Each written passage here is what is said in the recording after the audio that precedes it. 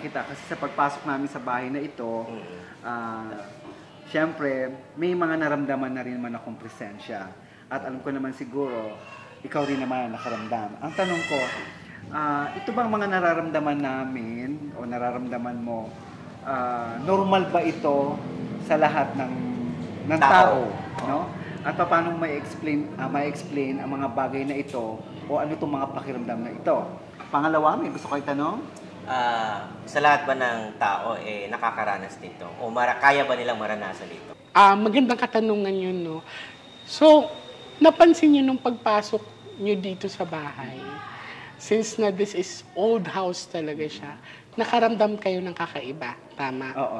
Okay, so, dalawa sa inyo or kayong dalawa ay parang bumibigat yung pakiramdam, nagkakaroon kayo ng ghost bumps. Ghost bumps. Yes. Bakit ganon? Kasi ang area na to is meron siyang imprinted memories at saka energy ng mga taong nandito noong unang panahon pa. So parang film, parang camera may recorded. May record, memory. yes. So,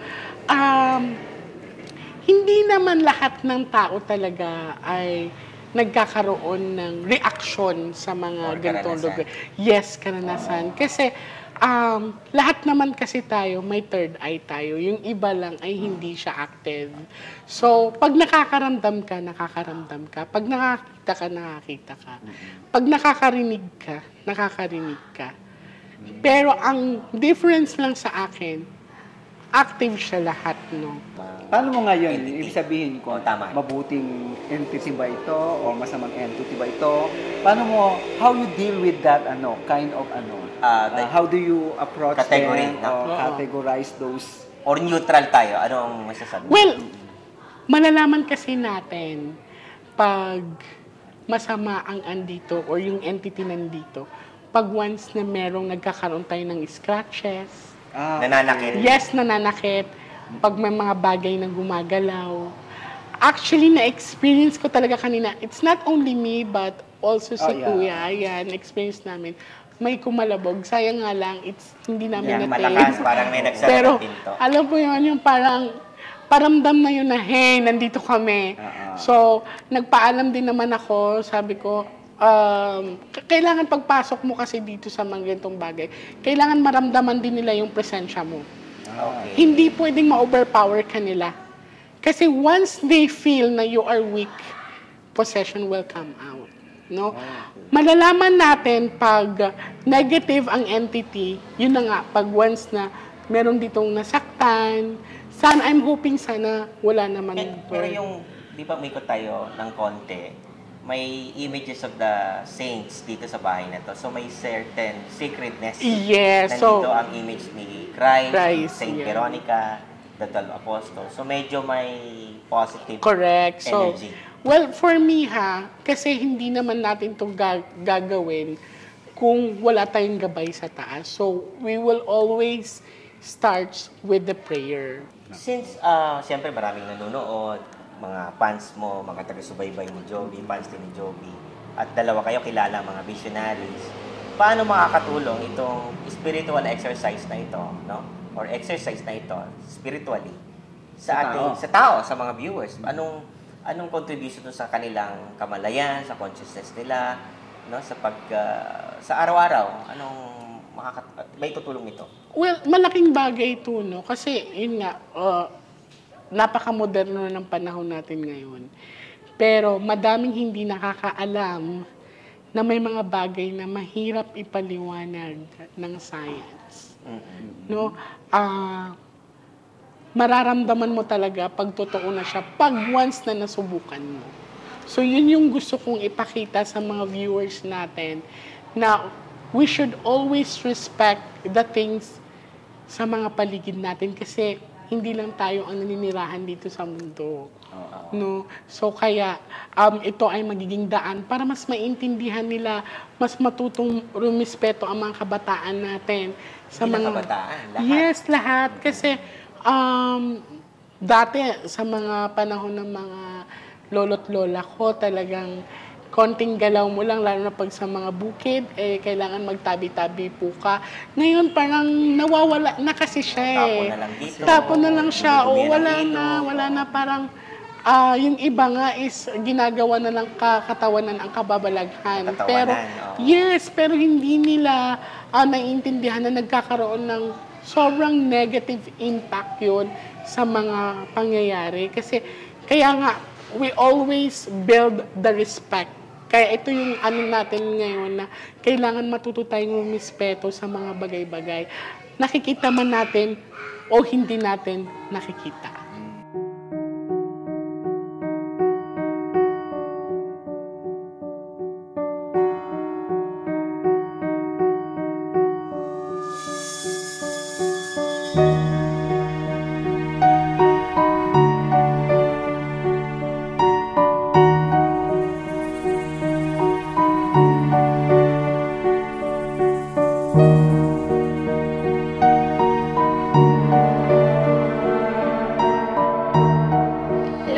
Si Michelle Ferrer po, PA po ni Ma'am Jovi Vargas. Sinama po nila ako dito ngayon sa shooting nila dito po sa Bulacan.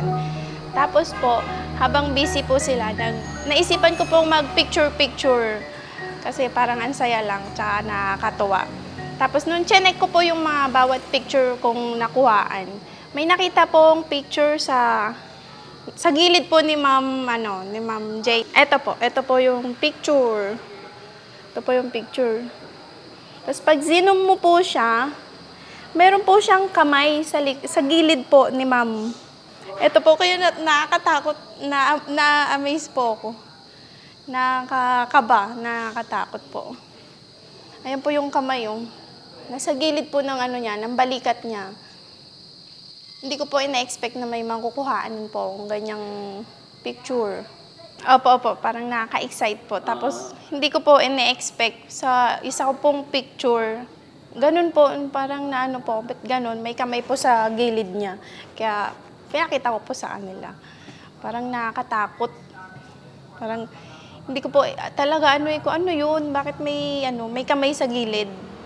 Wala naman pong tao doon. Sila lang po talaga. Panakaw nga lang po yung picture ko kasi naiya po kay Ma'am J. Kung sa sa nakuhaan ko po ng picture na katabi ni Ma'am J, pasintabi na lang po. Humingi po ng pasintabi sa inyo, baka po mamaya nasagi ko po kayo. Ayoko naman pong may mangyari sa akin. Yun lang po. So may 100 taon na yung bahay. Mahigit. So bilang residente na rin ng bahay? Hindi pa. Hindi pa. Ano ang mga napapansin niyo sa bahay? Medyo may dumalakad, tapos mayroong dumadaan na hindi naman namin makita, biglang may sumasagi, ganun. Pero nasanay na kayo? Sanay na kami. Yung mga apo ko, hindi mo mapapalakad na nag-iisa. Pero ikaw? Ako, talagang bumabangon ako hanggang baba. Natakot nga yung mga anak ko, mama, huwag kang bumabangon, baka mamaya tao yan. Pero hindi naman. Hindi. Mababait naman sila. Mababait sila. So, ano pa yung mga karanasan niyo sa bahay?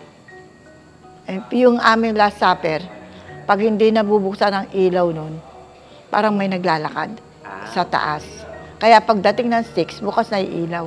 Gano'n nakatanda yung Last Supper images na yun? Yung mga bukod? Matagal na rin yan eh. Ano pa? Kastila pa ata din yan. Kastila? Parang ganon. Kung nauna lang ang bahay, hindi ko alam. Hindi ako sure. Nakita nga namin na alagang-alaga yung mga bukod. Sinasama ba ito sa posisyon? Oo, mahal na araw. Binibihisan sila. 3 layer yan eh. May kamison, may damit, may balabal. Okay. So, once a year, pinoposisyon sila? Pinoposisyon. May binanggit ka na parang yung mga puno na ito ay dinadayo rin. Ay, dinadayo ng mga tao yan. Tsaka yan talagang, talaga, pag humiling ka sa kanya, na talagang bukal sa loob mo, ibibigay niya. Marami ng karanasan. Ay, marami na. So, talaga. Parang may dalawang energy. Isa, may kinalaman sa mga santo, may Jesucristo, may isa naman na para bantay sa bahay. Oo. So, Parang may heritage value na rin yung bahay. Ay, oo. Wala bang planong May plano, kaya lang, hindi pa maasikaso. Okay. So, Kasi maraming ginagawa, medyo may edad na rin eh, yung may-ari. may karanasan ka bang hindi mo makakalimutan? Wala naman, kasi yung mga apo ko lang ang nakakaano sa Ano kanya. ang naikwento nila na hindi nila Para daw merong dumadaan, sila video yung nag-ano sa taas, may para daw taong umakbay sa kanila, Okay. Sa mga apo mo? sa mga apo ko. Tapos pag may gano'n kadalas yun? Pag may okasyon, Pag may okasyon? Mm-mm. Okay. Nakikisali? nakikisali Sa taas, sa taas yun. So madalas ba may okasyon? Parang maganda nga yung sala na malaki. Oo. Nagkakaroon ba ng mga pagtitipon ng pamilya? Parang ganun, pero madalang gamitin ng itaas. Magdala. Palagi dito sa baba. Bakit hindi ginagamit ito? Mahirap paglinis. Yung paglinis. Mas mahirap linisin. Oo. Wag ligpit, kung dito, okay lang Isang linis lang, Oo. Inuupat pa namin kasi paglilinis niyan. Ilang taon Taon ka na ako? nakatira? Ang panganay ko 47 Ang bunso ko, 33, 30. Dito ka na nagdalaga sa bahay? Hindi, kasi sa Manila ako doon. Kailan Dito ka- lang ako na Destino. na destino nung nag-asawa na ako. Mga 40 years mahigit na. Ganun. Matagal na din, Oo. 2 dekada. 40 years. So, Dito na lumaki yung mga So, nung una, apo ko. natatakot ka? Noong una, talaga nakakatakot. Sunod-sunod kami, may dala kami arenola, may dala kami tubig, akyat kami sa taas. Ngayon sanay na kami. Sanay na. Parang Wala na, dead mo normal na lang. dead mo Normal na na. lang. But this supernatural experience, talagang nandun lang siya. Naandun lang siya, pero hindi naman siya na Gano'ng mababait. kadalas po yung may mga bisita na nakakaranas ng Yung mga bata lang yung mga bata. Minsan daw, dyan sa bintana may nakadungaw. talaga? Oo. Minsan yung mga dumadaan, pag tumitili sila, Ano nakadungan? nakadungaw daw, bata, minsan matanda. Wala naman Anong tao sa itsura taas. ng matanda? Mahaba ang buhok. Mahaba. May kwento, di ba, yung sa hagdan may nagpaparamdam? Diyan sa may hagdan, may white lady talaga dyan. Anong history na bakit may white lady doon? Meron natang ginahasa dyan nung araw. May ginahasa. Oo. Along that Pinatay nung mga hapon. panahon ng hapon. So, yung panahon ng hapon na yon, parang 3 taon na pananakop ng mga hapon. 3 taon din sila dyan sa bahay nila. Parang di naman maalis yung dyan eh. Nandyan lang sila, pero mabait sila, okay naman. Okay. So, nung panahon ng gera ng hapon, pinalis pa ang mga may-ari nung ginawang kampo? Hindi ko alam. Wala lang. Hindi ko alam. Walang kwento? Wala pa ako noon eh. Walang kwento tungkol doon. Okay. So, ano masasabi mo sa mga tao na, kasi very rare po, no, na mayroong bahay na ganito, heritage site nga siya, makasaysayan. Anong masasabi mo? Naging bahagi ka rin ng bahay. Dito ko na pinanganak lahat ng anak ko. Pati mga apo ko, dito na nakatapos. Tapos, naman, naglilinis-linis. Ganun lang, wala nang iba. Okay. So, parang thankful ka na rin na bahagi ka ng pamilya. Nagwawalis ako rito. Mababait ang magkapatid. Magkakapatid. Dalawa lang naman sila eh. Dumadalaw pa sila. Yung lalaki kasama ko rito. Yung babae na sa Amerika. May binanggit ka na somewhere in time after 1987 yata, 86, naging bahagi din ng local government ng bahay na ito, naging OIC, mayor ng San Si Miguel. Manuel de Leon Lipana. Inappoint siya ni Cory. Gano'n siya katagal na naging mayor? Hindi ko So, matandaan. so parang alagang bahagi ng kasaysayan natin yung bahay. Oo, parang historical site. punta dyan dito si Cory noon eh. Pero may binanggit ka pa rin na may isang bayani, either si Gregorio del Pilar o si Emilio Emilio Aguinaldo. Hindi ko lang malaman kung sino sa dalawa. Kasi Dyan may daw. kulto sa plaza si Aguinaldo. Oo. Dyan sa may salas. So malamang si Aguinaldo yun. Baka yun. Okay. May mensahe ka po ba sa mga makakapanood nito? Panoorin nila para malaman nila kung ano ang makukuha nilang aral. Okay. Yun lang. Kung kayo po ang magbibigay ng mensahe ng aral, anong aral ang pwede natin ibigay sa mga bata, lalong-lalo na? Huwag silang matatakot. Mag-pray sila. Ganon. Okay. Yun lang. Sige po. Marami pong salamat. Okay, thank you rin.